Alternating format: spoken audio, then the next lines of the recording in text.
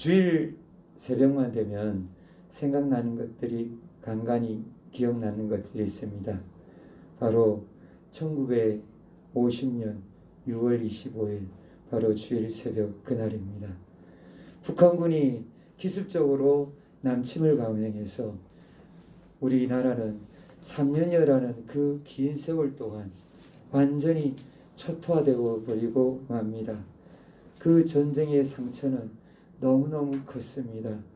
우리나라는 전쟁의 부하 속에 산이란 산들은 민둥산이 다 되어버렸고, 그리고 수많은 사람들은 그 아픔 속에서 죽고 또 실종되고 또 상처로 팔과 다리를 잃고 수많은 총상으로 인해서 고통스럽게 살았습니다. 그리고 그 상처는 지금까지도 계속 이어지는 것이 있습니다. 이산 가족의 그 아픔이죠. 그들은 지금도 북에 있는 부모 형제들 그리고 자식들에 대한 그 연민과 그들을 만나고 싶어하는 그들의 애타는 마음이 아직도 간절한 것을 간간히 우리는 듣습니다. 그렇게 전쟁은 너무너무 끔찍하게 우리를 괴롭혔습니다. 이 비극이 6월 25일 기습작전, 그 기습작전 때문에 일어났습니다. 6월 25일 기습작전이 일어났을 때, 그때 우리나라 전 전선 중에서 단 한 개의 전선에서, 휴전선에서 단 한 개의 전선이 승리한 전쟁 지역이 있습니다. 그것이 바로 육사단이었습니다. 춘천에 있었던 육사단장만 지휘하던 그 육사단만 전쟁을 승리했습니다. 그 육사단에는 적이 1개 군단이라고 해서 3개 사단이 밀고 왔었습니다. 장갑차와 전차와 중무장한 러시아제의 그 무기로 밀고 왔는데, 육사단에는 보잘것없는 일본이 버린 그 무기들, 구식 무기들, 그걸로 지켰는데 그 춘천을 방어한 것입니다. 즉 3개 사단을 무력화시켜버린 것입니다. 엄청난 쾌거였습니다. 왜 그랬느냐? 다른 전선에 있었던 그 장군들, 사단장들, 장교들은 무엇을 했느냐? 6월 24일 저녁에 술과 댄스로 파티를 벌였어요. 그래서 기습적으로 쳐들어오는 그들을 대응하지 못했어요. 이 기습적으로 쳐들어오기 전에 사전에 정보가 없었을까요? 있었어요. 50년 3월부터 우리나라 자체 정보가 있었어요. 자체 정보로 북한이 쳐들어온다는 그 대규모 군사훈련을 하고 있다라는 그런 첩보가 계속 들어왔어요. 간첩이 넘어와서 잡혔을 때도 그렇게 보고를 했어요. 그런데 듣지 않았던 거예요. 무시했던 거예요. 6월 24일 날 그날도 굉장한 첩보가 들어갔어요. 그런데 그날 또한 무시한 거예요. 그래서 우리나라는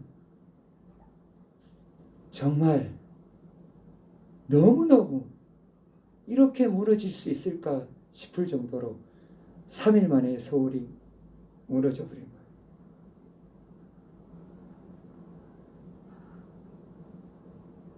그 비극은 대비할 수 있었는데, 막을 수 있었는데, 수많은 인명들이 그렇게 살상당하는 그 끔찍한 일이 대비하지 않았기 때문에 그렇습니다. 영적으로도 마찬가지입니다. 우리 24장의 앞부분에서 주님이 우리에게 말씀하셨어요. 말세의 징조들에 대해서 말씀하시면서 주님이 반드시 다시 오실 것을, 그리고 그 말세에 어떻게 해야 되느냐, 대환란이 올 때 우리 성도들이 대피하라고요. 피해서 살아남아서 깨어서 주님이 다시 오실 그 주님을 준비하고 있으라고 주님은 말씀해 주셨어요. 오늘은 계속해서 주님이 우리에게 마지막 날을 대비해서, 재림을 대비해서 우리가 어떻게 준비해야 되는지, 살아야 하는지, 그 진리의 말씀을 우리에게 말씀해 주십니다. 그 말씀을 따라서 우리는 진리의 길을 걸어가고 주님을 맞이하는 우리 모두가 되기를 원합니다. 우리 다 같이 32절 말씀을 우리 같이 받으시겠습니다. 33절까지요. 무화과 나무의 비유를 배우라.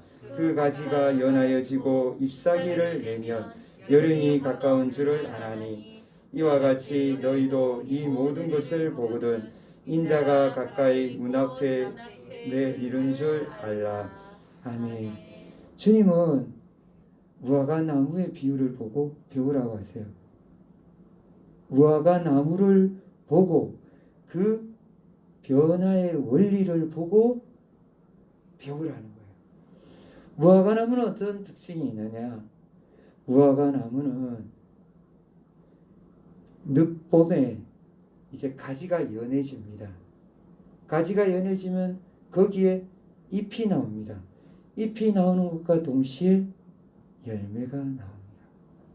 열매가 맺히는 거예요. 그래서 여름이 되면 잎이 활짝 피잖아요. 활짝 피는 것과 동시에 열매도 크게 자라서 추수 때가 되는 거예요. 그래서 이 여름이라는 이 단어에는 추수와 결실이라는 이 의미도 있어요. 주님은 무화과 나무를 보면서 여름을 왜 말씀하셨느냐? 무화과 나무가 자라서 여름에 수확하듯이 말세의 징조들, 주님이 말씀하신 말세의 징조들 있잖아요. 기근이 일어나고 굶주리고 가뭄이 심해지고, 그리고 또 전쟁이 일어나고 또 자연재해, 지진, 이런 것들이 막 일어난다는 거예요. 말세에 여러 징조들을 말씀해 주셨어요. 그런 징조들이 일어나면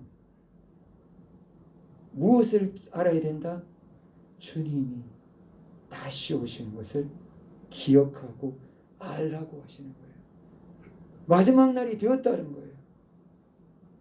주님은 우리에게 말씀하시는데 마지막 날이 된 것을 알고 준비하라라고요.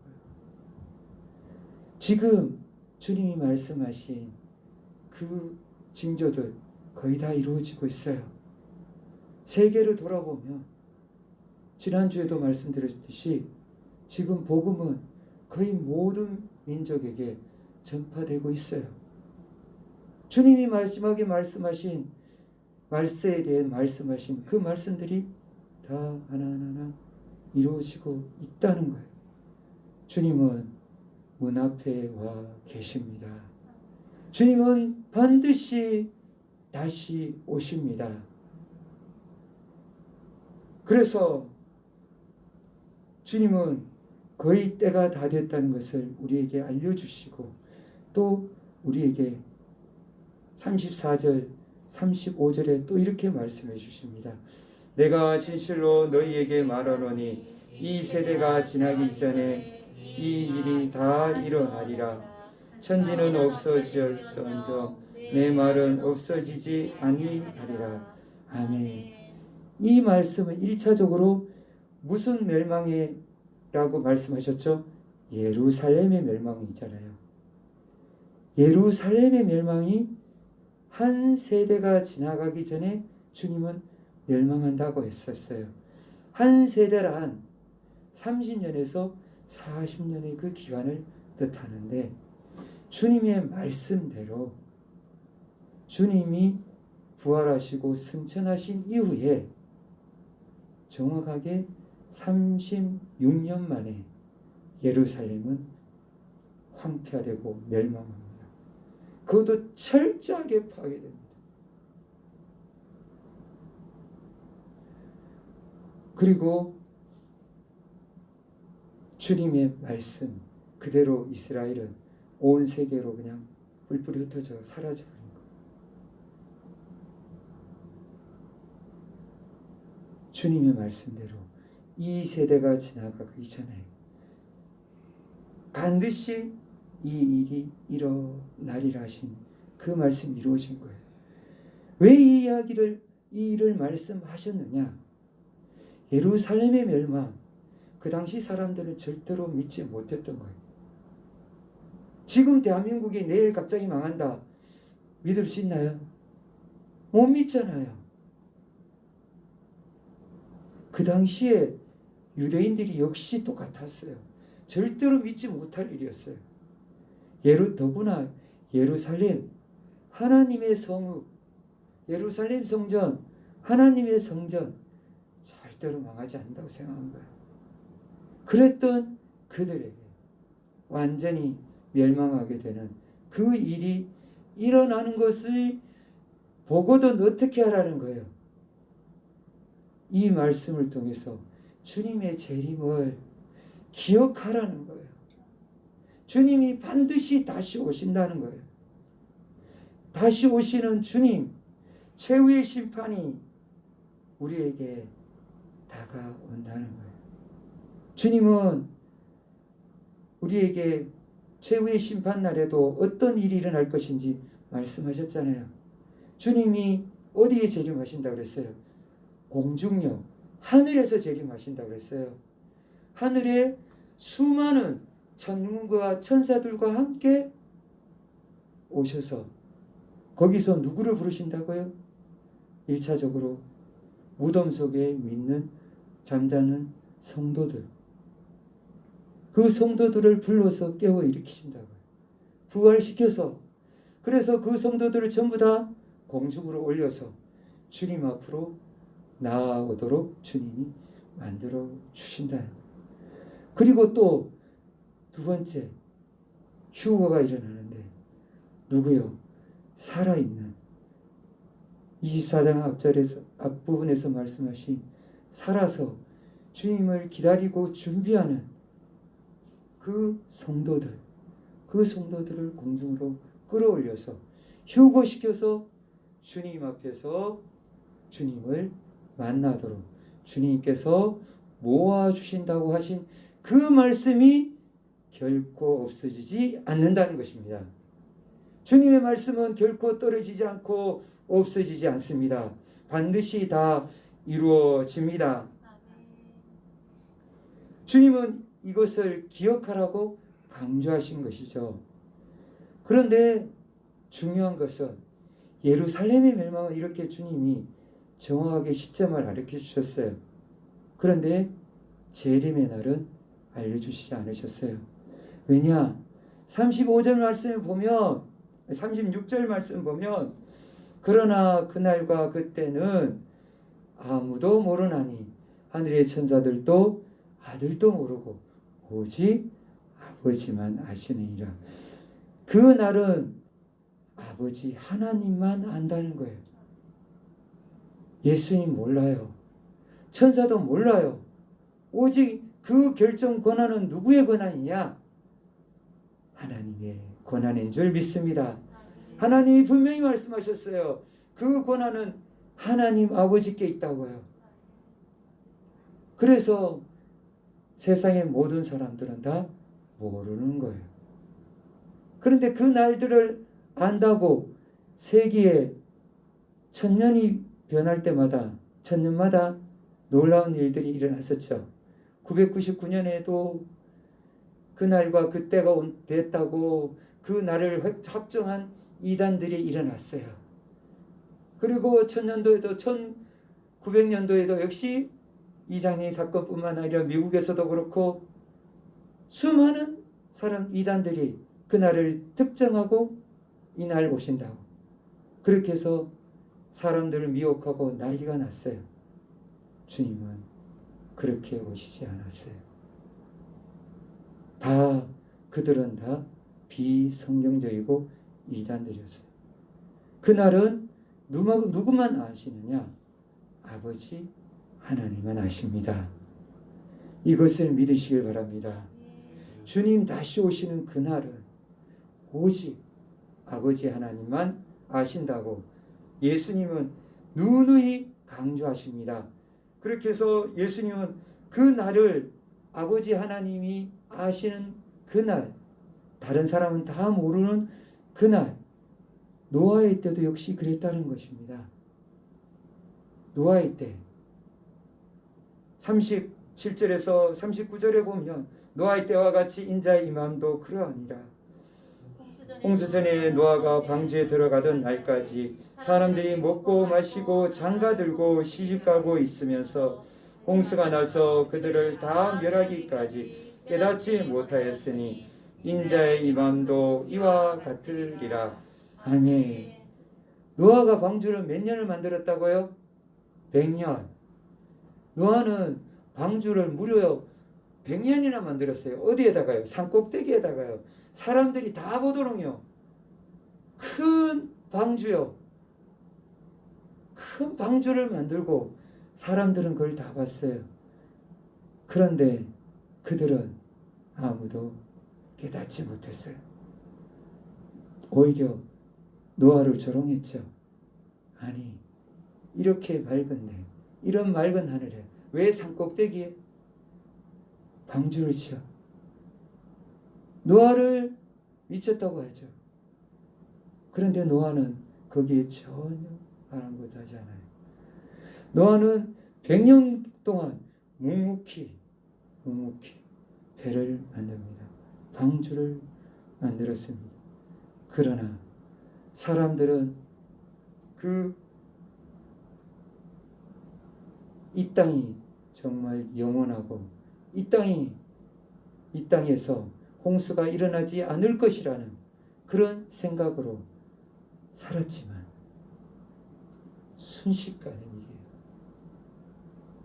순식간에 하루아침에 홍수가 일어나서 세상의 모든 사람들은 다 멸망을 당해버렸습니다. 세상의 모든 사람들은 노아가 그렇게 가르쳐주고 알려주어도 듣지 않았고 깨닫지 못했습니다. 홍수로 인해서 심판하실 하나님이 임하신다는 것을, 하나님이시라는 것을, 그것을 듣지 않았던 것입니다. 그래서 멸망을 당한 것이죠. 사람들은 왜 깨닫지 못할까요? 사람들은 왜 예수님을 믿지 않을까요? 로마서 11장 8절에 이렇게 말씀해 주고 계십니다. 기록된 바 하나님이 오늘까지 그들에게 혼미한 심령과 보지 못할 눈과 듣지 못할 귀를 주셨다 함과 같으니라. 아멘. 믿지 않는 사람들은 눈과 귀가 가려졌다는 거예요. 눈으로 보지 못한다는 거예요. 귀로 듣지 못한다는 거예요.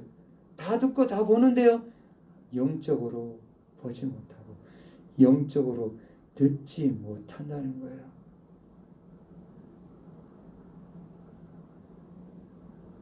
그러니 주님이 재림하신다는 것도 역시 농담으로 여기는 거죠. 농담으로 여기니까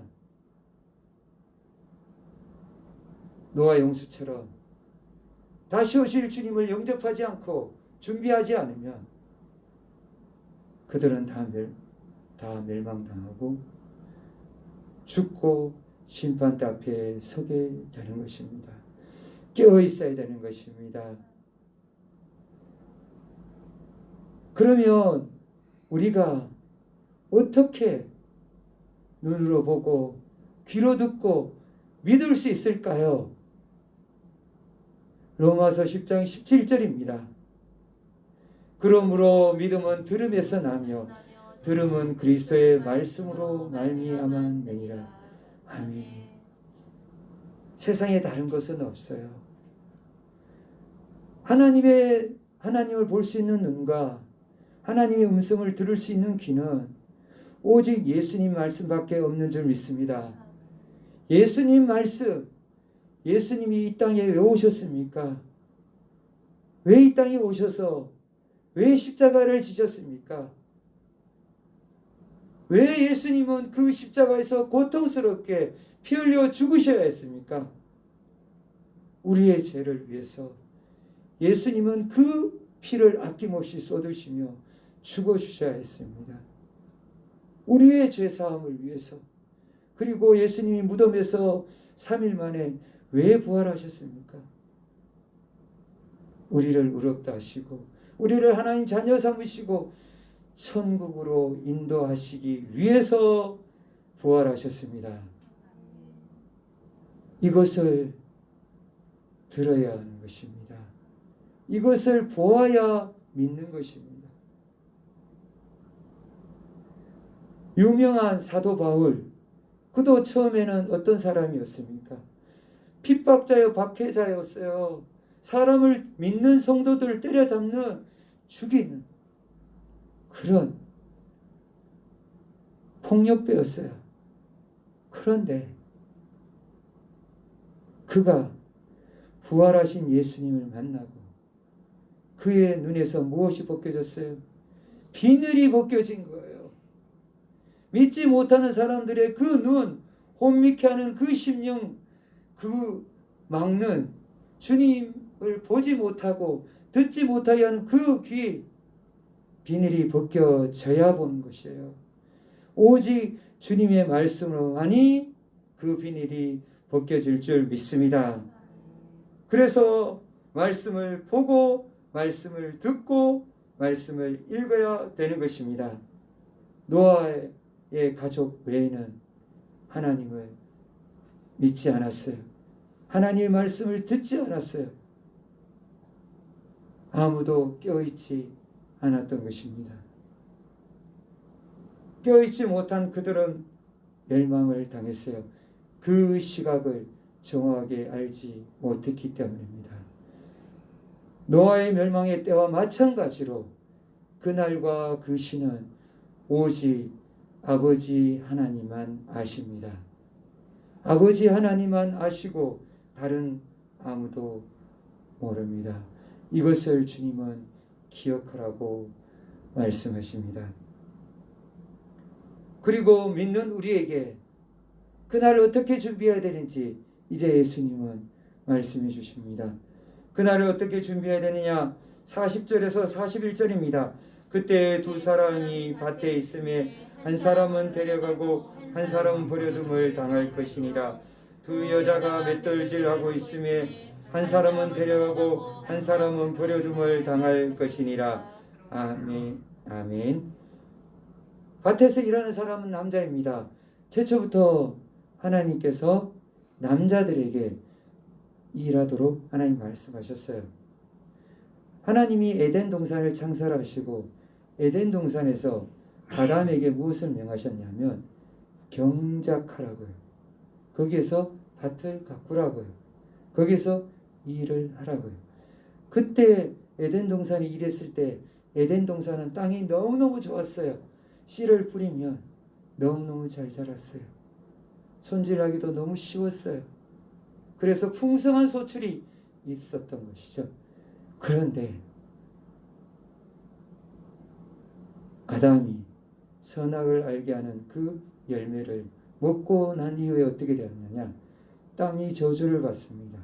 그래서 땅은 엉겅퀴, 잡초, 그리고 땅의 해충들, 이런 것들이 막 일어나기 시작한 것입니다. 그래서 땅에 농사 짓는 것은 너무너무 힘들어졌습니다. 수고하고 땀을 흘려야 겨우 먹고 살 수 있도록 그렇게 된 것입니다. 농사는 저도 조금 지어봤는데 너무너무 힘듭니다. 고됩니다. 이 고된 일을 하는, 밭일을 하는 그 사람, 두 사람, 바로 남자를 주님이 예로 들어 말씀하시는 거예요. 두 사람, 왜 두 사람이 일하느냐? 한 사람 일하잖아요. 정말 고됩니다. 너무너무 힘듭니다. 지치기 쉬워요. 그런데 두 사람이 같이 일하잖아요. 이야기도 주고받고 재미있게 하잖아요. 능률도 오르고 일도 정말 잘 돼요. 일도 금방 끝이 나요. 그래서 두 사람이 일하게 되죠. 마음 맞는 사람. 그래서 열심히 일하고 있는데 그런데 갑자기 한 사람이 슉 올라가 버리는 거예요. 휴가 된 거예요. 하늘로 올라가 버리는 거예요. 다른 한 사람은요. 그대로 남아있고요. 주님은 그를 버려둠을 당했다고 말씀하십니다. 주님은 왜 같이 일하고 열심히 일했는데 한 사람은 데려가지 않고 내버려 두셨을까요? 왜 그러셨을까요? 여인들도 마찬가지입니다. 여인들 주로 집안일을 많이 하잖아요. 그런데 요즘 여인들은 집안일만 하는 것이 아니죠. 요즘 어머니들은 집안일도 하고 직장도 다녀야 되고 정말 이리 뛰고 저리 뛰고 너무너무 고단하잖아요. 과거에는 주로 집안일을 위주로 했었는데 요즘은 정말 바깥일까지 다 감당하느라 엄청나게 고단합니다.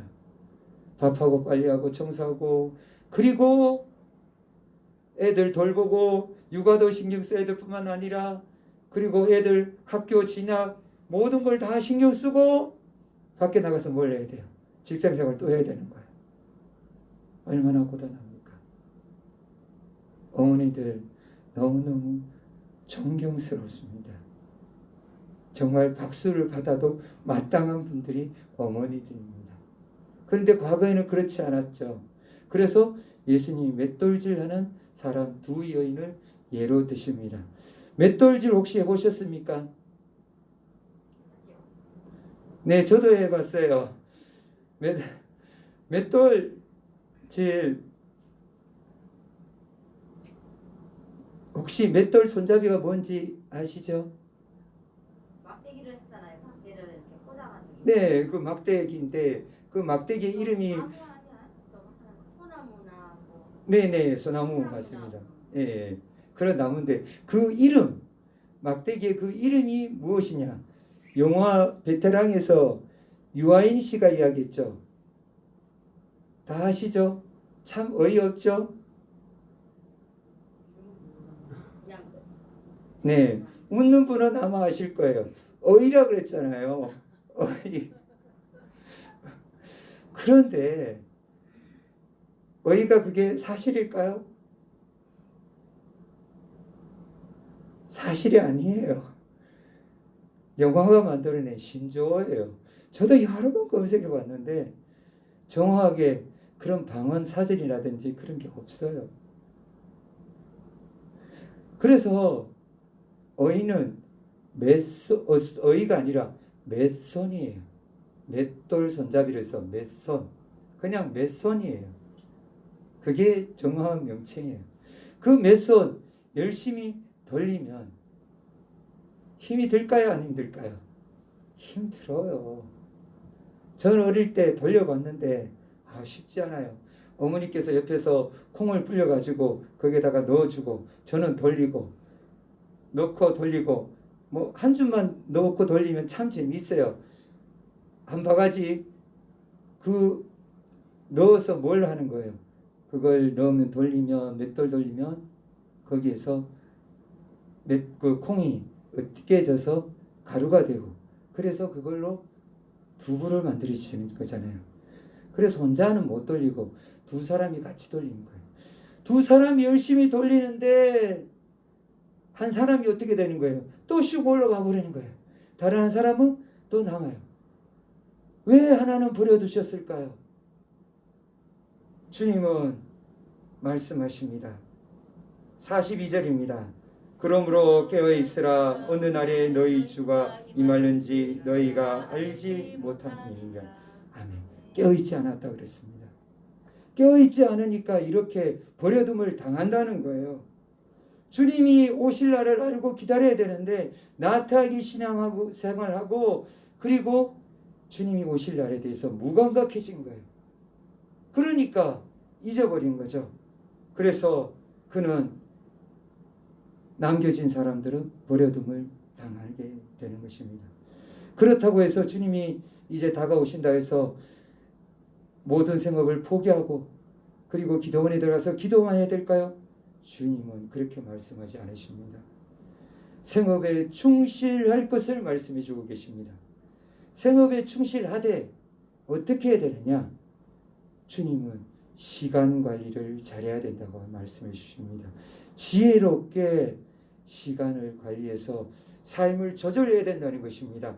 생업을 열심히 하되 생업만을 위해서 일해서는 되지 않습니다. 그리고 또한 노아의 방주에서 보여준 것처럼 그때 사람들처럼 방탕하게 허랑방탕하게 먹고 마시는 데 시간을 써서는 안 된다는 것입니다. 집을 늘리는 데만 신경을 써서는 안 된다는 것입니다. 그리고 이혼도 역시 마찬가지죠. 더 나은 사람 없어요.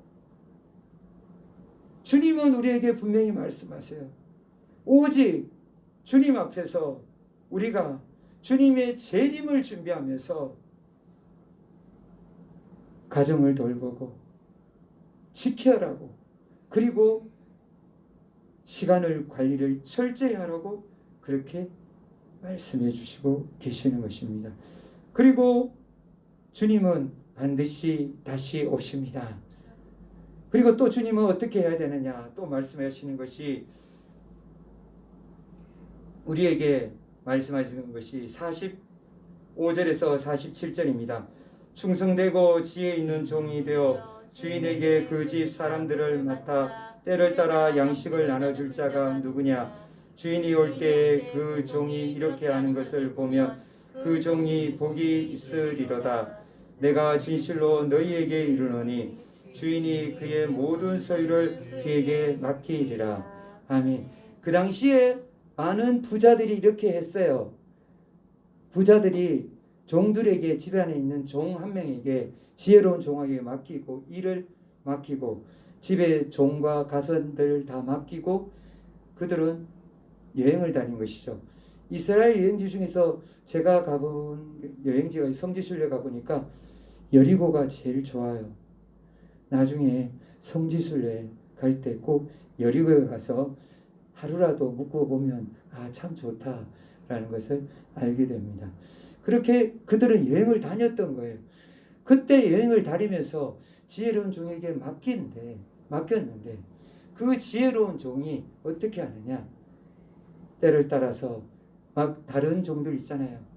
그 종들에게 양식도 나눠주고 농장도 돌보고 집안일도 돌보고 이렇게 하면서 그 종들을 돌보며 그렇게 열심히 일하고 깨어 있으면 주인이 다시 돌아왔을 때 그것을 보고 칭찬해주고 그것을 보고 자기의 소유를 다 맡긴다고 그렇게 말씀해 주신 것입니다. 그런데 또 반대의 경우가 있다는 거예요. 반대의 경우는 48절에서 51절인데 시간 관계상 읽지 않겠습니다. 악한 종이에요. 이 악한 종은 어떻게 하느냐? 주인 앞에서는 성실하고 열심히 해서 주인이 맡겼는데 그 주인이 없자 그때부터 다른 종들을 때리기 시작하고 그리고 술 취하고 방탕한 거예요. 그래서 어느 날 갑자기 주인이 알지 못하는 시간이 와서 보니까 그 맡긴 종은 인사불성이 되어서 술 취해 있고, 그리고 다른 종들은 굶주리고 병들고 지쳐 다 쓰러져 있는 거예요. 이것을 보고 주인이 어떻게 하겠냐는 거예요. 분노한다는 거예요. 분노 폭발해서 그 종을 어떻게 하느냐, 엄벌 내린다는 거예요.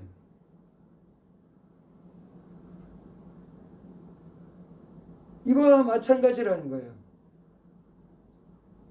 주님 앞에서 어렸을 때, 젊었을 때는 직분도 없고 물질도 없을 때는 간절히 주님 앞에서 열심히 충성하며 헌신하겠다고, 그렇게 해서 주님께서 직분도 주시고 물질도 주셨는데, 그 직분을 망각하고 하나님의 은혜를 망각하고 자기가 직분이 높아지니까 밑에 사람들을 종부릇하고 하대하고 마음대로 부리면서, 그리고 또 자기에게 하나님께서 그렇게 많은 물질을 주셨는데 자기만 먹고 자기만 배부르고 가정도 돌보지 않고 집안도 돌보지 않고 또 교회도 돌보지 않고 어려운 이웃도 돌보지 않는 그 사람, 그 성도를 주님이 어떻게 하시겠냐는 거예요. 주님은 그 종에 대해서 엄벌을 내리신다고 말씀하시는 거예요. 주님은 반드시 다시 오십니다.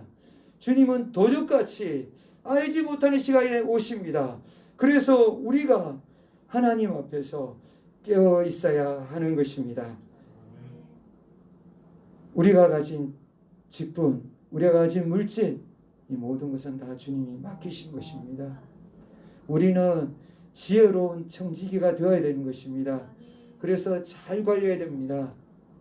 오늘 말씀을 통해서 주님은 우리에게 분명히 말씀해 주십니다. 주님은 도적같이 오십니다. 그날과 그 시는 아버지 하나님만 아십니다. 우리는 꼭 기억해야 되는 것입니다. 그리고 우리가 어떻게 준비해야 되느냐? 시간 관리를 잘해야 됩니다. 허랑방탕하게 보내서는 절대로 안 됩니다. 우리가 깨어 있어서 주님 앞에서 삶을 절제해야 됩니다. 열심히 생업에 충실하되 새벽에 시간을 내고 밤에 시간을 내서 주님을 만나는 그 시간을 마련해야 됩니다. 주님 만나야 돼요. 그래서 날마다 깨어 있어야 돼요. 그리고 또 주님이 맡기신 물질, 주님이 맡기신 직분 잘 감당해야 돼요. 나눠주고 베풀고 도와주고 섬기는 데 사용돼야 되는 거예요. 주님은 반드시 도적같이 다시 오십니다. 다시 오셔서 우리가 한 그 모습을 보시고 상을 주실 줄 믿습니다. 사랑하는 성도님들, 우리 모두 충성되고 지혜 있는 종이 되어서, 지혜 있는 청지기가 되어서 주님이 다시 오시는 그날에 우리 모두가 다 휴거해서 주님의 그 천국잔치에서 다 같이 만나시기를 축원드립니다. 아멘. 우리 다 같이 기도하시겠습니다. 이 시간 우리가 정말 하나님 앞에서 기도하실 때 우리가 주님의 재림을 준비하고 있는지 다시 한번 돌아보시고 정말 사모하고 있는지, 천국잔치를 사모하고 있는지 우리가 깨어있도록 기도하시고, 또 우리가 하나님께서 주신 그 시간 관리 잘하고 있는지, 물질 관리 잘하고 있는지, 직분으로 잘 섬기고 있는지 돌아보시길 원합니다. 아직 그렇게 섬기지 못하고 있다면, 나누지 못하고 있다면 주님 앞에서 이제 결단하고 나누시는 그 시간이, 나누기로 결단하는 시간 되기를 원합니다. 또한 교회가 이렇게 깨어 주님을 준비하는 지혜로운 청지기들이 다 될 수 있도록 위해서 기도하시고, 세종시의 복음화와 민족의 복음화, 열방의 복음화, 코로나19의 소멸을 위해서 우리 다 같이 주여 부르시면서 기도하시겠습니다.